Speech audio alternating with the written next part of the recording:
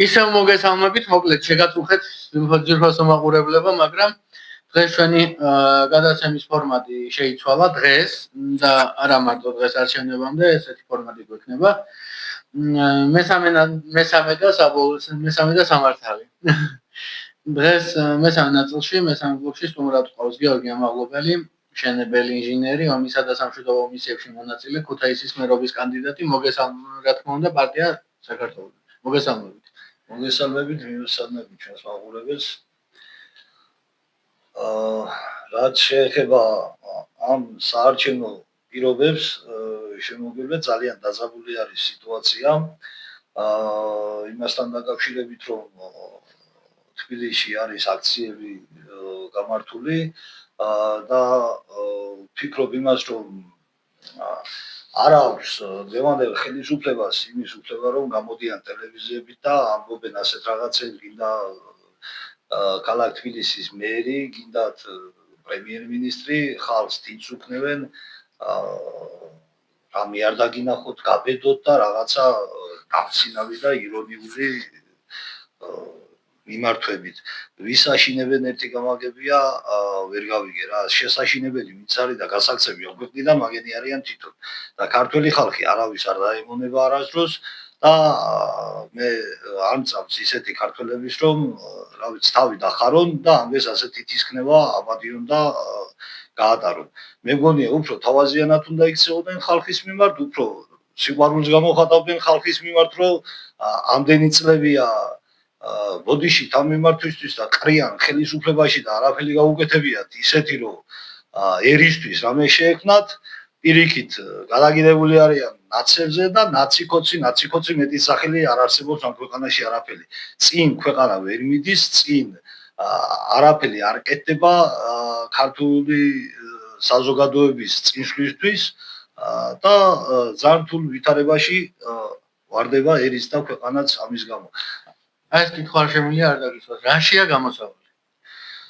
გამოსავალი იმაშია, თუ მოვაშორებთ ამ უნამუსო ერის მოღალატე ხელისუფლებას და მაგათ პარალელურ რეჟიმში ვინცავს სატელიტი პარტიები, სულ ყველა უნდა ჩამოშორდეს საქართველოს ხელისუფლებაში არჩევნებში მონაწილეობასაც კი.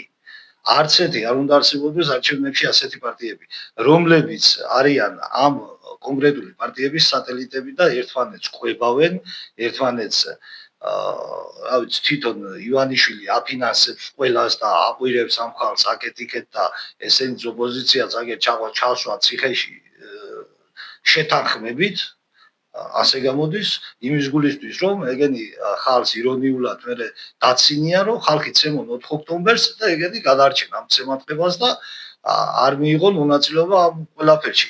და შემდეგ აი დააკვირდით თუ გინდათ და თუ არ გჯერათ თქვენ ამ ყველაფრის, შეხედავთ თქვენ თვითონ ყველა, რომ ჩაივლის არჩევნები, როგორ გამოვლიან ესენი ციხეებიდან და როგორ დაიჯდება ყველა სახში, ყველა თავის ადგილას და დაიწყებენ კიდე არიქა ხალხის ასე ვქენი, ისე ვქენი და არა და არც ერთი არავის მაგისი არა რომ ხედავ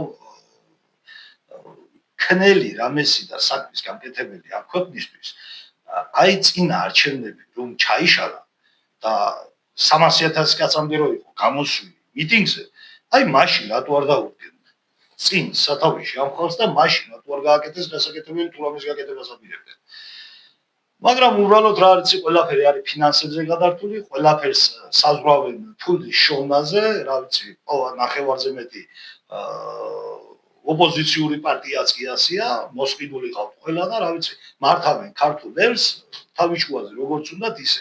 ხალხს უწოდებენ რბოს, რაც დიდი შეურაცხყოფა, ესე იგი, განუვითარებლობა თვითონ ჩამოაყალიბეს ამ ქვეყანაში და უკვე რბოს გამოგვიყვანეს დაფსინიან, თითს გვიქნევენ, ეტარა მეგაბედო და ასე გიზამ და ისე გიზამ. ეს არ ვიცი მე, ამას არ უნდა ითქვენდეს არც ერთი ქართველი. მე მაგალითად ვერ მოვიტყვე.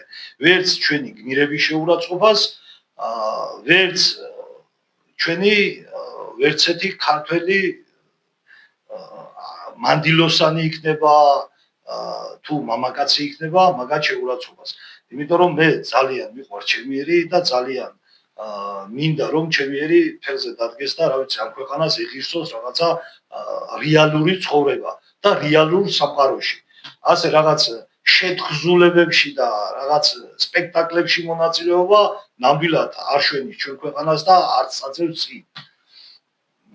ხო და ამასთან დაკავშირებით, რა ვიცი, საჭირო არის ხალხის ერთობა, საჭირო არის ხალხის ერთმუშტად შეკვრა, ხალხს უნდა უყვარდეს ერთმანეთი და დააფასონ ერთმანეთი, არათუ ესა და თუ ის მთავრობა, რომელიც არ უნდა იყოს, რა მნიშვნელობა აქვს მაგას.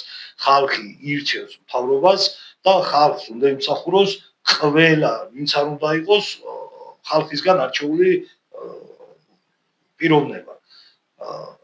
და ამას უნდა ითავისებდეს ყველა პოლიტიკოსი ალბათ.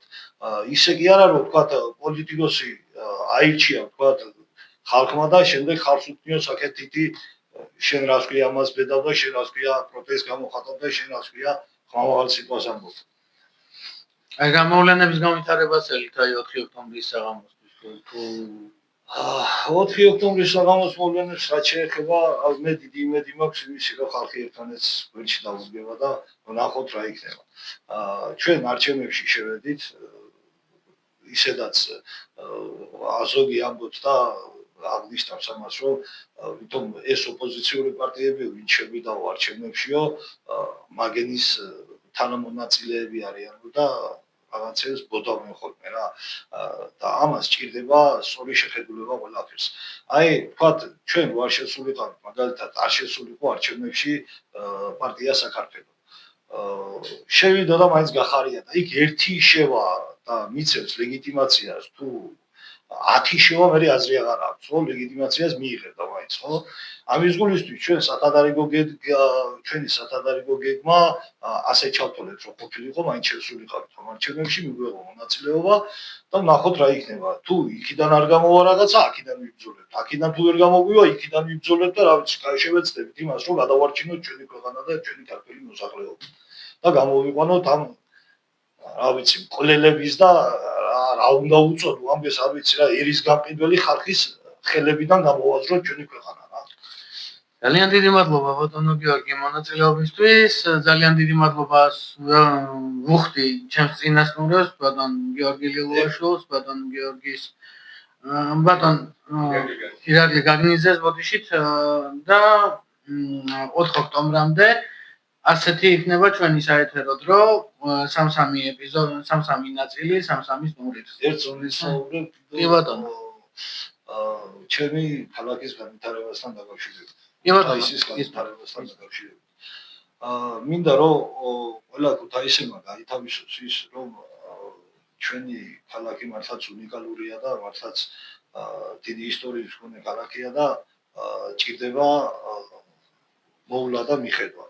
ამაში მინდა რომ ყველა ქუთაისელმა მე თუ არ დამიდგება გვერდში არც მაგის პრობლემა არა უბრალოდ რა არის იცით სწორი არჩევანი გააკეთონ რა სწორი არჩევანი გააკეთონ სწორად შეხედონ განვლილს და გასავლელს იმიტომ რომ განვლილი უყურებთ არაფერი არ გაკეთებულა ჩვენ ქალაქში ხო და შევეცადოთ იმას რომ რა შეცვალოთ ჩვენი ქალაქის ამშენებლობის სტილი ხო და ჩავერთოთ უფრო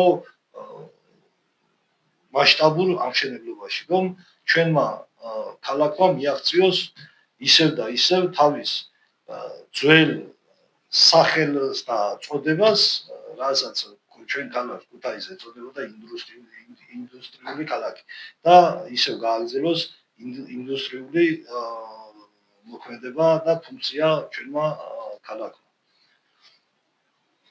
ეს მინდოდა მეთქვა და მინდა რომ ჩემმა მომრჩეველს მოუწოდოთ ჩემი არჩევის შემთხვევაში შევეცდები მალევე დავიწყოთ ქალაქის განვითარება პირველ რიგში მოვახდინოთ ტრანსპორტის უზრუნველყოფა და შევეცდები იმას რომ ტრანსპორტი იყოს უფასო იმიტომ რომ გვაქვს ჩვენ ამის გეგმა ამის განვითარების გეგმა და დეტალებს გაგაცნობთ შესაბამის დროს შემოგვივლეთ და ამ ყველაფერს ჭირდება ერთმანეთის გვერდში დგომა და ხალისით საქმის კეთება.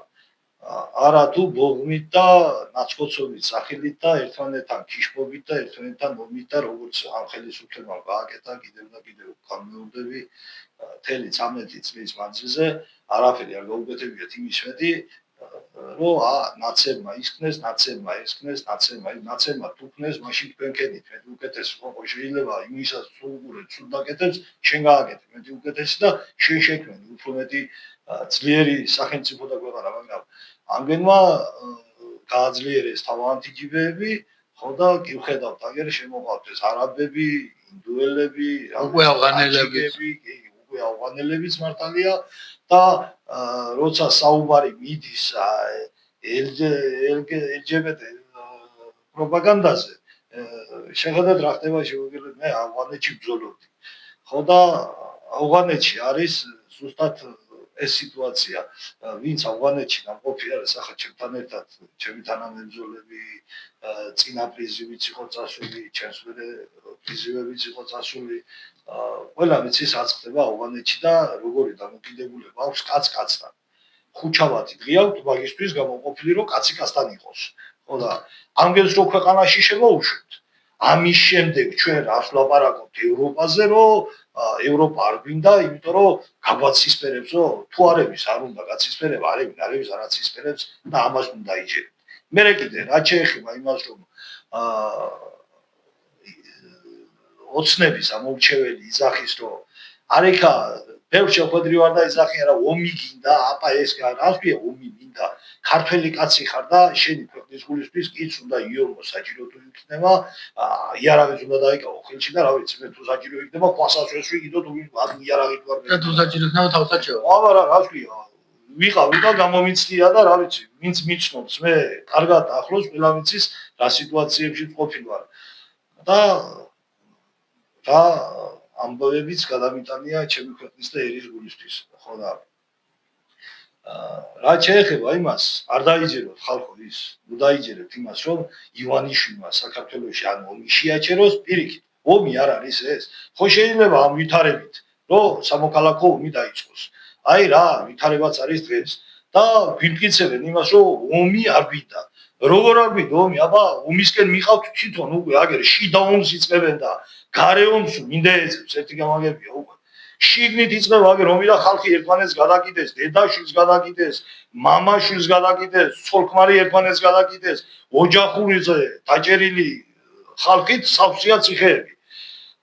არა ის თუ რაიმე პოლიტიკა გაეტარებიათ იმის მიმართ, რომ ოჯახებს ერთმანეთი ოჯახის წევრებს ერთმანეთი ყარებოდათ და გამრავლებულიყო ოჯახები და გამრავლებულიყო ერი ქვეყანაში პირიქით ამგება ხელი შეუწყოს იმას რომ დაეცალკევებიათ ოჯახები, გაეუბედურებიათ ოჯახები, უვიცებად აქციეს ბევრი ახალგაზრდობის ნაწილი, იმიტომ რომ მშობელი შვილს ვეღარ ეუბნება ისწავლებ, იმიტომ რომ გულით უმოვიდა შვილს დაურეკავს პოლიციას და დამთავრდა ეიჯირავ. როგორ შეიძლება ასეთი მიდგომა არაკანონია, კანონს თუ მიღებთ რამეს იმის ბერკეტიც უნდა გაგვაჩნდეს, რომ რაღაცა დაცული იყოს ადამიანების მიმართ, ხო? ის შვილი იქნება, მამა იქნება თუ დედა იქნება. ხო უნდა არსებობდეს რაღაც საზღვრები. ასე როგორ შეიძლება კანონი მივიღოთ და ოჯახები დავანგრიოთ და ხელი შევუწყოთ ქართული ოჯახების დანგრევას. პირიქით. აიჯერეთ ეს რომ არაფერში ივანიშვილი არაფერს არც ომს ახშობს საქართველოში და ომის მიმდინარეობის პროცესს და არც არ დაიჯეროთ ის რომ ვინმე თქვენ გაცისფერებას მოვთხოვთ ან გავარდისფერებას როგორც იყვია. არავინ არა ივანიშვილი შემოგევლეთ, ივანიშვილი არის ერთი გაზულუქებული მილიარდერი, რომელსაც ვეღარ დაუმაყოფილებია თავისთავი და ფულმა დააბრმა. კი, დააბრმა ფულმა და კადრულობს ყველაფერს თავისი ჯიბეების გასასკელებლად. თავის ლეკვებთან ერთად, თავ ჩიჩილაკასა და პირგაფლაშურ კალაძესთან ერთად. აი ასეთი ხალხი არიან ესენი. ყველაფრის კადრებელი, უნამუსო და რა ვიცი, მე ყველანაირად ჩამოუყალიბებელი, უაზრო, ერის მოძული ადამიანები არიან ეს ხალხი.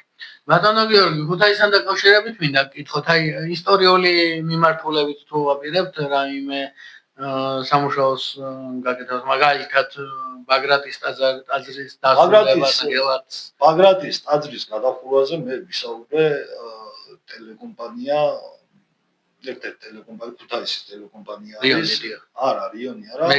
მეგატივი, კი, მეგატივზე ვისაუბრე. ტელევიზია რიონმა რაღაც არ გამოხატა სურვილი, ალბათ ჩაეწერათ მერის კანდიდატები. მადლობას ვუხდი კიდევ და კიდევ მეგატივს ამ ჩაწერისთვის და ყურადღებისთვის, ზოგადად სასიამოვნოა ყურადღება ყველასთვის და ყველასთან. მე ყველასთვის ყურადღებიანი ადამიანი ვარ, ძალიან მომწონს ადამიანების მიმართ ყურადღება და ძალიან მომწონს ისიც ყურადღებას რო გამოიჩენ ჩემს მიმართ ვით. ხო და ვისაუბრე იქაც ამ სავაივაგლახო თემაზე, ასე რომ ვთქვათ, რომ აგერ 15 წელი გავიდა ლამის, რაც ამ ტაძრის გადახურვა მიმდინარეობს და ტაძარი არ დაიხურა, ვერ დახურეს. ეს მეტყველებს რაზე? ეს მეტყველებს ჩვენ საქართველოში, ესე იგი, არ აქვს სპეციალისტი, რომ სახურავის დახურვა იცოდეს. და ამის გამო მოისპო ამდენი ფრესკები, ამდენი არ ვიცი, ამდენი სიწმინდე განადგურდა. რა ვიცი, მე შევეცდები ყველანაირად, რაც ჩემ ხელთ არსებული ძალა იქნება, გამოვიყენო მაქსიმალურად ეს რესურსი და ისტორიული ნაგებობები იქნება, აი მაგალითად საუბარი არის ქუთაისში ძირითადად ვერ ვისაუბრობს ამ რიონის პირასახლებზე. თითქმის არის ჩამოშლას და ხალხი ცხოვრობს კიდევ შიგ და ქუთაისში არის ბევრი ისეთი კორპუსები, ასე რომ ვთქვათ, ბინები, რომელიც უნდა დაინგრეს და ან რეაბილიტაცია მოხდეს და ან დაინგრეს და ჩანაცვლეს ახალით. ახლა ვამოწმებდი უსახკაროების თემასთან დაკავშირებით სტატისტიკას. აი მაგალითად ქალაქში რამდენი ქალაქში კი არა, ქვეყანაში არ არსებობს ზუსტი სტატისტიკა იმისი, რამდენი უსახკარო ადამიანი არსებობს ჩვენს ქვეყანაში. რომ თავრობამ შეიმუშაოს რაღაცა პოლიტიკა იმის მიმართ, რომ დააკმაყოფილოს ეს ადამიანები. სახელმწიფოს არ უდევს ჯერ ცალსახად რო ედოს, რომ აი მე მყავს მაგალითად 100,000 კაცი უსახკარო და უნდა ავაშენო 100,000 კაცისთვის სახლი, ეს არ აქვს. ხალხს აბრმავებენ პირდაპირ, რომ არეკა აი თუნდაც აი ავიღოთ აფხაზეთიდან დევნილები, უსახკაროდ ბევრი არის კიდევ დარჩენილი და ატყუებენ დღეს, სხვა ზეგ, მასე, როცა თვითონ როცა აშენებენ თავიანთი კომპანიები კორპუსებს, დღეში თქვა თვეში ასხამენ 2 სართულს ან 3 სართულს. ხო და ესე იგი 13 წლის მანძილზე ვერ მოხერხდა ამ უსახკარო ხალხისთვის და ამ დევნილებისთვის რამოდენიმე კორპუსის აშენება. რომ გადაეცეს ამ ხალხს და ხალხი დააკმაყოფილონ და ხალხმა სიცივეში და გაღატაღებული არ იყოს ერი. აი ეს ვერ მოახერხეს და რა ვიცი, მე შევეცდები ყველანაირად რომ ქუთაისში ეს პრობლემები აღმოვქვა და მაქსიმალურად გამოვიყენო ჩემი რესურსები. თქვენ ბრძანდებით მშენებელ ინჟინერი, როგორც თქვი. აი როგორც მშენებელ ინჟინერმა რას ფიქრობთ, როგორ შეიძლება რომ აი გელათის და ბაგრატის პრობლემა მოგვარდეს? თუნდაც იმ ხრივ რომ უკვე ტაძრებში წყალი ჩამოდის ძალიან ძლიერ. ეს რა არის სიტუაცია? ეს ყველაფერი არის გასავლელი ლაბორატორიულად შესაძლებელი, შესამოწმებელი არის თუ რა დასკვნებიდებს ძველ გავლილ ნაშრომებზე, ხო და მაგის მიხედვით არის გადასაწყვეტი ეს ყველაფერი და მე არა მაქვს გელათის ტაძართან დაკავშირებით ნაშრომების არანაირი ცდომა და როცა მექნება მაგის შესაძლებლობა, გადავხედავ და მაგის პასუხსაც მივაკლევ აუცილებლად. იმიტომ რომ არ არსებულა ჯერ რამე დამეწყოს და არ მიმეყვანოს და არ გამიგეთებიოს ბოლომდე და რა ვიცი, იმედი მაქვს რომ 10 წელს ასე გავაგრძელებ. და რო თქვენ როდესაც მერთმაქნას და თქვენ გაიმარჯვებთ ამ არჩევნებში, ისევე როგორც ბატონი გიორგი ლელუაშვილი და სხვა დანარჩენები თქვენი პარტიიდან, მე კიდევ მოგიწევთ უკვე ეთერში, რა თქმა უნდა, როგორც უკვე ქუთაისის მერს, ბატონ გიორგის როგორც თბილისის მერს და უკვე სხვანაირად ვისაუბრებთ ეთერში. ძალიან დიდი მადლობა მობრძანებისთვის. ძალიან დიდი მადლობა სულთი ჩემს წინამორბედებს, რომლებიც ჩემთან ერთად იყვნენ გადაცემაში. ამ გადაცემა ამ ნაწილს მე ვარქმევ უკვე საარჩევნო მარათონს, იმიტომ რომ არჩევნების წინა დღეებში ვართ და ვაკეთებთ ასეთ კაი რაღაცას, რომ ყველა პარტიის ნებისმიერ წარმომადგენელს შეუძლია საკუთარი აზრის დაფიქსირება ეთერში, კამერის წინ და ხალხის პირისპირ, რა თქმა უნდა, ჩემ გადაცემის სახელმწიფო. მადლობა ძვირფასო ტელემაყურებლებო, შეგაწუხეთ 3 ნაწილი, და ძალიან დიდი მადლობა სულთი ყველას, თითოეულ მათგანს და გემშვიდობებით უკვე ხვალამდე ძალიან საინტერესო სიუჟეტით News-ის საფრანგ შეხვდებით ერთმანეთს. მადლობა. არ გაბრძანებოდეთ, მადლობა.